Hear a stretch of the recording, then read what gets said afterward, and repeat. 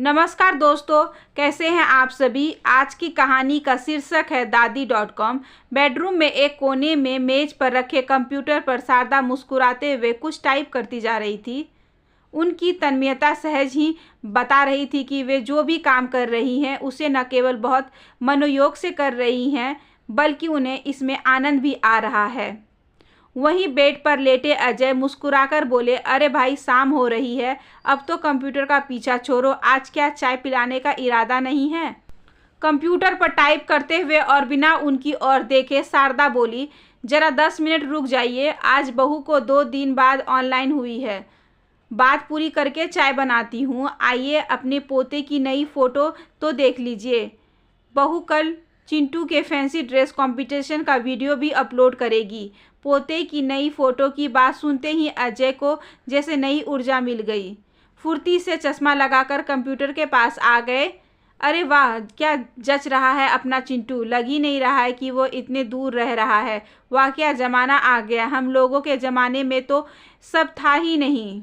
वरना क्या, हम लोगों का ज़माना चला गया है क्या। आप बूढ़े हो रहे हैं तो क्या मैं भी बूढ़ी हो गई हूँ। मुझे इतना बूढ़ा न समझिए, मैं इसी ज़माने की हूँ, समझे। बस वेबकैम और ले लूँ तो वीडियो चैट भी होने लगेगी, शारदा ने अजय को छेड़ते हुए कहा।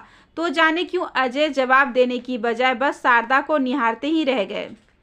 शारदा कितनी उत्साहित, ऊर्जा से लबरेज लगने लगी है और शायद इससे ही उसका सौंदर्य भी कितना निखर आया है। युवा अवस्था में तो सभी सुंदर लगते ही हैं, पर जो लोग निराशा व अवसाद में के परे उत्साहित और रचनात्मक कार्यों में लगे रहते हैं तो वृद्धावस्था में भी उनका सौंदर्य आकर्षक हो जाता है। अजय सोच रहे थे कि आज जब शारदा बड़ी सहजता से online Facebook, email upload, download, chatting जैसे शब्दों का प्रयोग करती है तो लगता ही नहीं है कि वे हाउसवाइफ है और वे उपनिर्देशक जैसे पद से सेवानिवृत्त होकर भी इन सब से दूर है। अजय को यह भी याद था कि कुछ ही दिन पहले यही शारदा कितनी थकी थकी, बोझिल, बीमार और निरुत्साहित सी रहने लगी थी। जीवन के कठिन समय में अजय के हताश होने पर भी शारदा न केवल अपना धैर्य बनाए रहती बल्कि पूरे परिवार का संबल बनी रहती थी।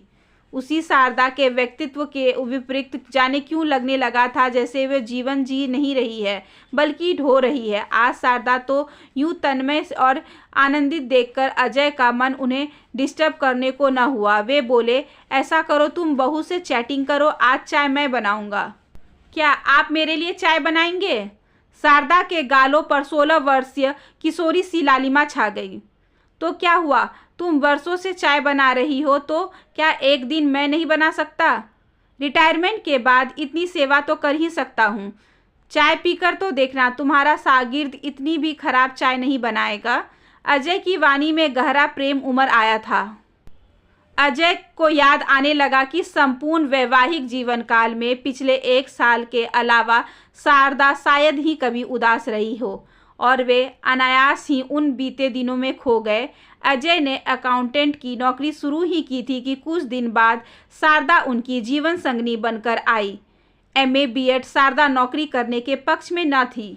उनका विचार था कि शिक्षित होने का अर्थ यह नहीं है कि नौकरी करना अनिवार्य हो या गृहिणी का जीवन अर्थहीन सा लगे। शिक्षित व्यक्ति घर गृहस्थी संभाले या खेती बाड़ी हो क्या क्यों न करे, पर जीवन में जो भी करे उसे बेहतर तरीके से कर पाना ही शिक्षा की सार्थकता है। शारदा घर परिवार सब कुछ इतना बखूबी संभाले हुई थी कि घरेलू उत्तरदायित्वों के मामले में अजय निश्चिंत हो गए थे। दोनों बच्चों यानी रोहित और ऋचा को पढ़ाने, होमवर्क करवाने के साथ ही शारदा उनको बचपन से गढ़ती भी जा रही थी। शिक्षा घर से ही प्रारंभ होती है और शारदा ने अपनी कुशलता से सिद्ध भी किया। आज रोहित और ऋचा दोनों ही करियर बनाकर शादी करके मुंबई और बेंगलुरु में सेटल हो गए हैं। पिछले वर्ष उपनिर्देशक पद से सेवानिवृत्त होकर अजय व शारदा लखनऊ के अपने मकान में रहने लगे। बहुमुखी प्रवृत्ति के अजय का मन पढ़ने लिखने से अधिक लोगों से मेल जोल में लगता, इसलिए उन्होंने इसी के अनुरूप अपने आप को ढाल लिया। सुबह हम उम्र साथियों के साथ सैर कर वे लोगों को पार्क में योग करते, शेयर मार्केट में रुचि के साथ ही अकाउंट्स विशेषज्ञ होने के कारण के बाकी मित्रों से अधिक जानकारी रखते थे। ये लोग एक शेयर ब्रोकर के यहाँ एकत्र होते, जहां शेयरों की खरीद फरोख्त के साथ ही निवेश, देश के आर्थिक हालत, राजनीति आदि पर भी चर्चा होती। अजय वहां से वापस आकर शारदा के साथ लंच करते और शाम को फिर पार्क चले जाते। वापस आकर शारदा से बातें करते, फिर डिनर करके सो जाते। अजय तो खूब मगन रहने लगे, पर शारदा के लिए यहाँ समय काटना कुछ कठिन हो गया था। पत्र पत्रिकाएं, पुस्तकें ही शारदा की साथी थी, लेकिन वे कितना पढ़ती। सेवानिवृत्ति से पहले वे लोग 10 साल एक कॉलोनी में रहे थे। टीवी देखने, इधर उधर का प्रपंच करने या मात्र सारी गहनों की चर्चा करने वाली महिलाओं से उनकी अधिक न बनती। शारदा ने अपनी जैसी जागरूक महिलाओं का क्लब बना लिया था। ये लोग गोष्ठी आयोजित करती, जिनमें साहित्यिक व सामाजिक विषयों पर चर्चा तो होती ही, संगीत की महफिल भी जमती। इससे वहाँ का कितना अपनापन लगता था, लेकिन यहाँ तो वे जैसे अकेली ही पड़ गई हो। इन महानगरों की पॉश कॉलोनियों में इसकी एक विडंबना है। त्योहारों के अलावा आप अपने पड़ोसी तक से मिलने को तरस जाए। सब अपने अपने दायरे में जैसे कैद रहना ही पसंद करते हैं। शारदा 1-2 बार पार्क गई भी तो पाया कि वहाँ की महिलाएं कम ही आती हैं। धीरे धीरे शारदा को अकेलापन घेरने लगा। सच में वृद्धावस्था का मनोविज्ञान कितना अलग होता है। हार्मोन्स के बदलाव और शारीरिक परिवर्तनों से व्यक्ति का स्वभाव न चाहते वे भी बदल जाता है। जिस शारदा ने अपने बच्चों के जीवन को एक नई दिशा दी थी, आज वही स्वयं को जैसे दिशाहीन महसूस करने लगी। उन्हें लगता पति और बच्चे के प्रति अपना दायित्व बखूबी निभाकर वे जीवन का उद्देश्य पूर्ण कर चुकी है। अक्सर उन्हें व्यर्थता का बोझ साल घेर लेता, तो कभी उन्हें अपना रिक्त जीवन निरुद्देश्य लगने लगता, कभी उन्हें बेटा का याद आने लगता, तो कभी नाती पोतों से मिलने का मन तरस जाता। 1-2 बार वे लोग बेटे या बेटी के यहाँ गए भी। ऐसा नहीं है कि वहाँ जरा भी शिकायत का मौका मिला हो, पर शारदा अजय को ही अपने घर की याद सताने लगती है। शारदा की समस्या सुनकर कुछ दिन पहले रोहित पत्नी अनुष्का और 10 वर्षीय बेटे चिंटू के साथ आए थे।